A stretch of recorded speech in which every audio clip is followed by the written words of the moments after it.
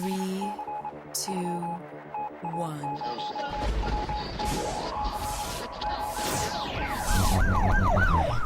We'd like to welcome you to another edition of GrokTALK, brought to you by New Hampshire's leading conservative blog site, GrokTALK.com. We are your feared extremist, right-wing, hard-charging, gun-toting, opinionated, outspoken, rabble-rousing, letter-writing, radio microphone-stomping conservatives and rational libertarians. So get ready for more news and opinion you could only get from GrokTALK.com.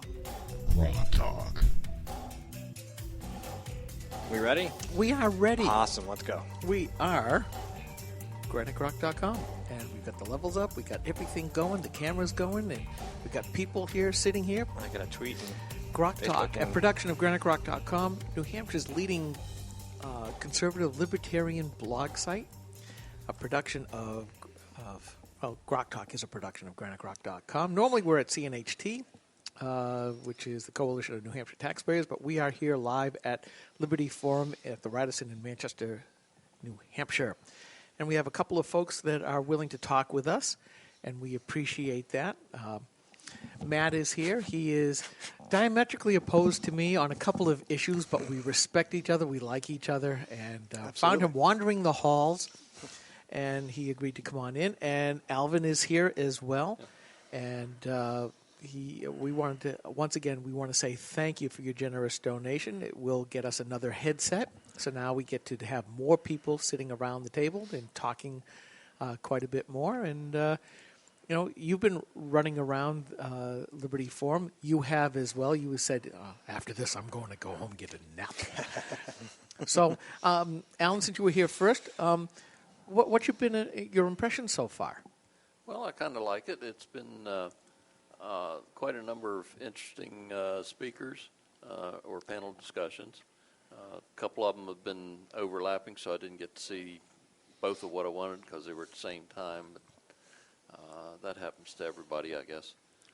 I'm not the only one who's mentioned that comment. But just in general, hearing what's going on around New Hampshire and the people who are involved in it, what's happening with the legislation, some of the hot ticket items that have been coming up that either have gone through or haven't gone through the legislature, and just interesting things like that. Now, are you? Since we haven't met that much, do you consider yourself an activist? Do you really get into this stuff, or are you just more of a more serious citizen than most others? I would say more citizen than others. Okay. I haven't really gotten into the activism per se, but I do make sure that I try to find out all the issues. I vote every time that there's an election, so it's things like that. And other than, I asked you this question before, but what drew you to Liberty Forum in the first place, other than I can't get to the seminars I want to because they're both at the same time? I've been to several of the Liberty Forums, and as part of the Free State Project, so I've been familiar with the forums, and it just happened to be I don't get to them all, but I got here this year. So now, are you a native New Hampshireite, or are you a No. Free Stater, or just somebody who happened to move to New Hampshire? Free State. Oh, very good. I moved from Massachusetts. What part? Western part, Westfield. Okay, because I grew up in Brockton, then moved to Boston for 7 years and went to school, and ended up here in New Hampshire for a job, and then I fell in love with the whole shtick here, and I mean that in a nice way, and the live free or die part, and then once I became an empty nester, I became much more of an activist, and really, I believe, as I've told a number of people, when people move here for the Free State Project, because of a search for liberty, I keep saying, come on in, because we certainly need the help in a lot of different ways. So is there anything in particular about the Free State Project that said, okay, I do need to make that move here? I don't know that there was any one single item. So it's just The general oppression was fine. Yeah. Yeah, that works. That always works. And we also have Mr. Matt with us, and I want to say thanks for coming in. And now, are you a Free State Project member as well? I am, Skip. I'm a Free State Project participant. I moved here from Kentucky in 2006. Not a lot of people know that. I don't really talk about it all that much. I kind of hit the ground running in Concord. Was the first Free State Project participant to register as a lobbyist, actually. And Wow. been trying to convince the state legislature to reform marijuana laws since 2007 with mixed results. And here we are today. So you are certainly an activist, you being a lobbyist, and you and I have had our debates on this topic before. We have opposing viewpoints, but I think that it's very clear to say we do respect each other. Absolutely. And I always enjoy talking with you about it. Likewise. Yeah. So what are the bills that you're following? Because obviously you have a vested interest in seeing what's going up in Concord. Sure. So there was a bill that voted out of committee last week. The Criminal Justice and Public Safety Committee voted 12-3 to approve House Bill 618, which would simply reduce the penalty for possessing small amounts of marijuana, aka decriminalization. The other 5 New England states have already done similar things. It's not a criminal offense to possess a small amount in any New England state except New Hampshire at this point. So this is a bill that would make a half ounce or less a violation. It'd be punishable by $100 for a first offense, $200 for a second offense, $500 for third and subsequent offenses. So it's more of a misdemeanor than a felony at this point. Well, it's been a Other misdemeanor. than just the current penalty for possession of an ounce or less is a Class A misdemeanor, up to a year in jail, up to a $2,000 fine. Of course, we're not actually throwing people in jail for possessing small amounts of marijuana. That would be crazy. There are 100,000 plus regular marijuana users in New Hampshire. We don't have room for them in the jails. So what happens today is that a person gets arrested, they get prosecuted, and at the end of the day, after everybody spends a lot of time on this, court time and police time, they end up paying a fine and walking out of court. A person who doesn't get an attorney is likely to walk out of court with a misdemeanor on their record and have a criminal record that will follow them for life. A person who does spend a bunch of money on an attorney can almost certainly get that reduced to a violation and they'll walk out. So it's really kind of a two-tiered system of justice. If you can afford legal representation, a little bit of marijuana is no big deal. If you're a poor person who can't afford an attorney, might be a totally different story. So we see this as equal justice. We see this as limited police and law enforcement resources being spent on things that the public is actually concerned about, and recognizing that marijuana just isn't like heroin and methamphetamine and the prescriptions that people are dying from. There are some harms associated with marijuana use. In my view, they pale in comparison with the harms associated with alcohol, tobacco, and illegal drugs. So this is recognizing that it shouldn't be a crime. It should be a lesser offense, and it would be consistent with Article 18 of our New Hampshire Constitution, which says that all penalties ought to be proportioned to the nature of the offense. Okay. What are the other bills that you're following right now? There is another bill. There's not a legalization bill this year. There is a bill that would create a study commission to look at issues surrounding legalization, and that was also approved by the Criminal Justice and Public Safety Committee in a similar vote, and both of those bills will be on the House floor Wednesday or Thursday of this week. Okay, what's the odds over and under? Well, I don't know. Decrim has actually passed the House in some form 5 times, dating back to 2008, and Governor Lynch always said it sends the wrong message to children, and that always shut down the entire discussion.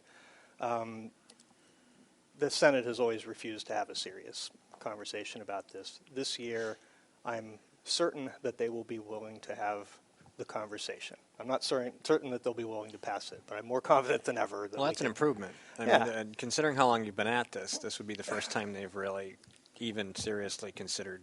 I mean, I think that's correct, right? It is absolutely correct. Okay. I mean, every bill, if it gets to the Senate, they have to have a public hearing. Right. But those public hearings have been tolerated by the senators. They have not wanted to engage. They're not serious. This issue. So, Do you think? What do you think changed? Why do you think they're more amenable to it this year? Maybe. Well, it's a number of things. Marijuana's been legalized by voters in 4 states, plus the District of Columbia. 19 states have passed some form of decriminalization. 23 states plus D.C. have medical marijuana in some form. The public opinion polls have shifted dramatically. It's majority support for legalization, where when I started doing this, it was 36% support for legalization back in 2007. Now we're up 20 points from there. And legislators aren't used to these massive shifts in public opinion. So there are a lot of them dipping their toes in the pond and trying to determine if it's warm enough to put their whole ankle in and that sort of thing. But, at least as far as decriminalization goes, there's very little opposition. The Granite State poll was 61% for, 24% against. And, I think when people understand that it's not legalization, that decrim doesn't lead to stores being put up and commercialization and things like that, it's just reducing the penalty. Then conservatives in particular, I think, become more comfortable with it. They see it as a limited government and constitutionally consistent reform, whereas medical marijuana involves some bureaucracy, and legalizing, regulating, and taxing is a whole other complicated thing that many libertarians. I've always had a problem with that. I've never objected to medical marijuana. I don't have a problem with marijuana use in general. When you get the government involved with it, obviously they're going to screw it up, whatever it is. But I agree that the penalty problem, the way people are mistreated, the imbalance, the obvious imbalance that's built into the system. If you're gonna You need to treat these people the same. You shouldn't, and that's it. I mean, like you said, the cops' time, the judges' time, the court reporters' time, everybody who processes this.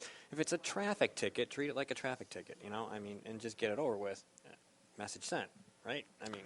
That sounds good to me. I hope you'll call the governor and a few of these senators. I'll write about it. I'll absolutely write about it.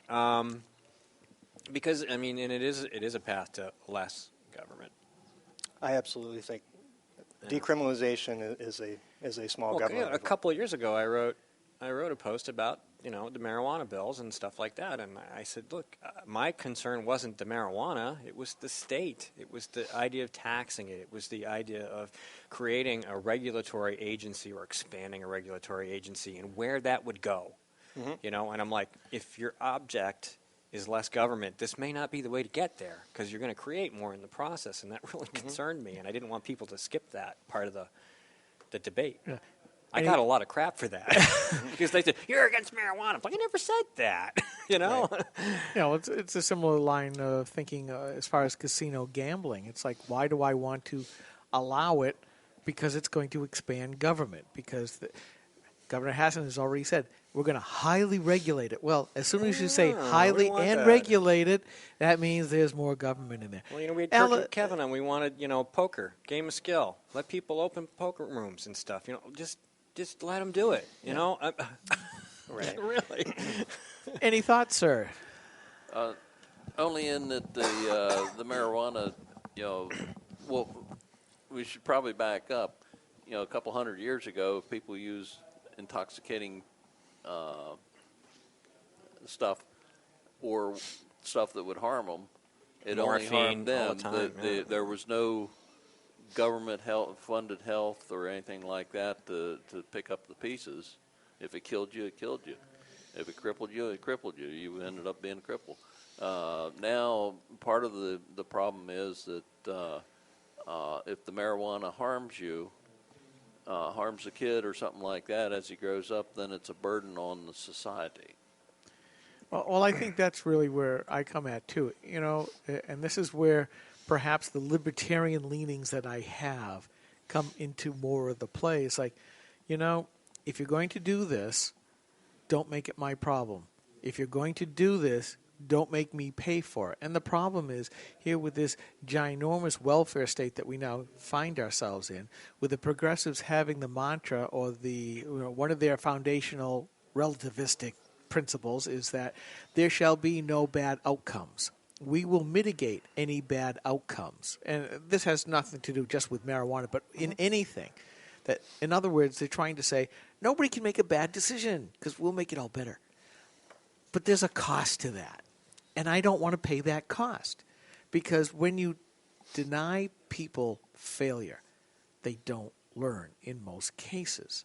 But at the same time, don't insert yourself into my family life by denying me the fruits of my labor to spend on my family, because I now have to take care of your family. It's one thing if I want to voluntarily decide to do that by giving to charity, but don't use the government as a way to mitigate those bad consequences. And Matt's looking at me like he's absolutely nuts. I don't think you're nuts, Skip. I look at this issue and I think there's just a tremendous cost to what we're doing now. We know that marijuana is widely used and widely available across New Hampshire, and because we refuse to bring marijuana under our laws, it's all produced in an illicit market. Illicit drug dealers don't check IDs. They'll sell to anybody of any age. They may introduce people to substances that are truly harmful and dangerous. So we mentioned death and being crippled. Those are two outcomes that are not associated with marijuana. There's never been a fatal overdose with marijuana, and I don't know of it crippling anybody. So do we want it to be produced and sold in a regulated market similar to what we do with alcohol, or do we want to keep it in the hands of the cartels and the drug trafficking organizations? And beyond decrim, that's the next question. Yeah. And a lot of different views of what legalization could and should look like. And you know, it really comes down to, and this is something I've kind of let my hair down a little bit. You weren't here in the early part of the broadcast that we're doing here from Liberty Forum at the Radisson in Manchester. But this week, looking at the national picture, looking at local politics and all of that stuff, I keep thinking the rule of law is under extreme attack. My prime example is Congressman Luis Gutierrez of Illinois, who's just saying, I am glad that Chicago is a sanctuary city and therefore not cooperating with ICE authorities. And I never thought that I would ever hear a sitting congressman saying, we're breaking the law and glorifying in it. Now, and you and I have had this type of discussion before. There is the law, and if you decide to break the law, there is a consequence. Now, you're trying to change the law, and that's fine. That's what we do here in our republic. And I get part of your discussion point of, all right, look at all the people who we hurt because people are put into jail. Look at the families, yada, yada, yada. There is a cost to that as well. But there is a cost. Yes, there is a cost to following the rule of law. There's also a cost of not following the rule of law. At least I can say you're trying to change the rule of law to change that paradigm. And I'm okay with that. I may not agree with you on that, but that is your right to do that as a citizen. And I just go, I know some of the costs that we have now. What will be the unintended consequences later on? I don't know all of them. I don't think anybody does. We're starting to see some of that play out in Colorado, where some things are better, some things are not. You know, lots of people are going to say, hey, I'm getting a tax refund because of all the joints that are being smoked. That's one thing, but then there's other stuff that's going on as well.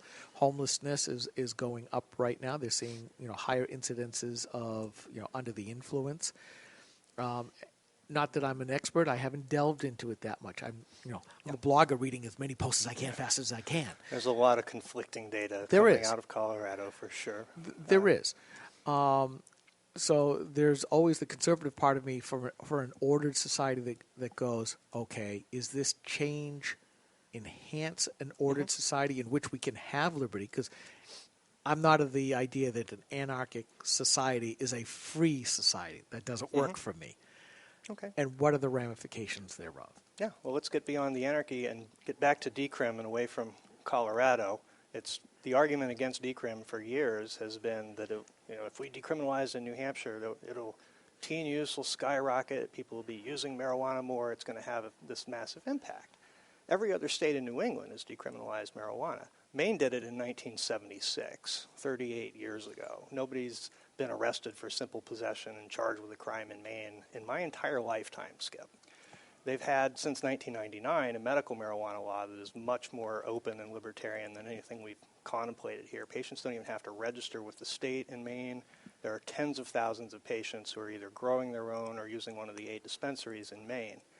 If medical marijuana or decrim led to problems, I think we would have seen them in Maine. There are 2 government surveys that are how we keep track of teen use rates and use rates generally. Teen use in Maine is lower than in New Hampshire, is the lowest in New England, in fact, and is the only, in one of the surveys, it's under the national average. Where are the problems of allowing marijuana to be decriminalized? Now, it's very different than putting up 600 stores and having them advertised. That's a separate question. But as far as what should be the government's response to a marijuana user, is it arrest them and charge them with the crime, or is it write them a ticket? I think from a conservative perspective, from a liberal perspective, from a moderate perspective, from any perspective, it streamlines the process. It allows police to focus on things that we really care about. Yeah. And then, of course, to just expand a little bit tangentially on Steve's line of thought, then we have California, which are now telling the licensed marijuana dealers, you will give away your marijuana, the 2%. Is it California or is it Washington? Which state is it that told them, you will give 2% away of your production to poor people so they can have marijuana as well? I thought it was California. It's not California because there's no state regulation of California's Washington, marijuana industry at all. I think it might be Washington. It's West Coast somewhere out there. I think Washington State might be the case. Yeah, and I'm thinking, yeah, this is past regulation that I don't think is a great thing. Yeah, I'm not sure about the details on that. Yeah, they basically said if you're going to be licensed, you have to. It's sort of like hospitals here. You have to do charity work. Well, Right. This is charity marijuana. Similar, I mean, with the 4 nonprofit dispensaries that New Hampshire will have for medical marijuana, the law does require them to come up with some kind of a plan to make it available at an affordable cost for low-income people. It doesn't mean give it away to poor people, but medical insurance does not cover anything to do with medical marijuana. Correct. So we've created this system. It's heavily regulated. All these fees and regulatory costs are going to be passed on to patients. It will all come out of patients' pocket. We have this very restrictive law that only allows people with very serious illnesses to qualify. So that means a very small number of customers for these dispensaries that have to pay these massive fees and overhead costs. So this is going to be a big expense for patients. I'm very concerned that the prices at dispensaries will be higher than illicit market prices and that will suck for the whole program. So it's a very different question with medical person and seriously ill patients who already have all these medical bills and then they have to pay $400 out of pocket for an ounce of cannabis on top of everything else they're paying. So anyway, I hear where you're coming from. We want to make it possible for low-income people with medical needs to have access. All righty. Not sure the best way to do it. Yeah. Yeah, well, it certainly is a changing world, changing very fast. For some conservatives, it's changing too fast. And I think a lot of people are legitimately going, okay, because it's not just that. It's in a lot of different areas as well. But, that is life. That is, what it is. And the libertarian side says, okay, that's fine. And just don't make it cost me anything. Right. Well, Skip, for better or worse, I can pretty much assure you that New Hampshire will be one of the last, if not the last, states in New England to legalize marijuana. Massachusetts and Maine will very likely do it via ballot initiative in November 2016. Vermont's legislature's talking about it very seriously. Rhode Island's legislature is talking about it very seriously. So I think you and anybody else who has concerns are going to have opportunities to take tours in neighboring states if you want to before New Hampshire even is serious about moving forward. And the House passed a legalization bill. The Senate and the governor are not even close. The bubbling cauldrons of democracy are 50 states. Laboratories. Well, sometimes more than just a laboratory. The mad scientists go, yeah, ha, ha, ha, ha. But anyways, I know that you said that it was time for a nap, and if you've been going on, so I appreciate your time. Well, you woke me up, but thanks. Oh, good. We do try to do that. Sometimes we're even successful. It's been a pleasure. Well, thank you very much, Matt. Thanks for taking time to be with us. Thank you guys. Take care. GrokTALK.